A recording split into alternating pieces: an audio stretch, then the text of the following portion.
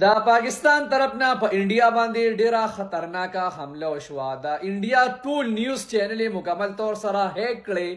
د ARY نیوز مطابق د پاکستان هیکرانو د انډیا نیوز چینل هیک کړي او هغه د پاکستان همیشه زنده‌باد ناری والی او د پاکستان د آرمي ویډیوګانې په چلولې.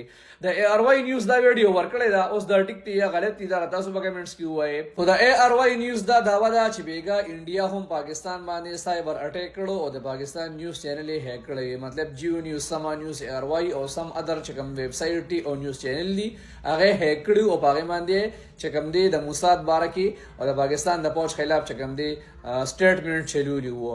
نو اوس دا غي په جواب کې پاکستانی هیکرانو د انډیا چې کوم ویب سایټس دي، نیوز چینل دي، هغه ټول هیک کړل. د پاکستان د آرمي ویډیوګانی او د پاکستان زنده‌باد نارې په واله. اوس ARY نیوز دا ټیک کوی یا غلط وي دا تاسو په کمنټس کې وایي او آیا تاسو دا نیوز په بل ځای کې لیدلې دی او کنه دا کنفرم دی او کنه مطلب دا چې حقیقت پکې شته او کنه دا تاسو په کمنټس کې وایي. مهرباني. او دا ARY نیوز مطابق چې کوم د پاکستان په انډیا باندې ډېر لوی سایبر اٹیک وکړو.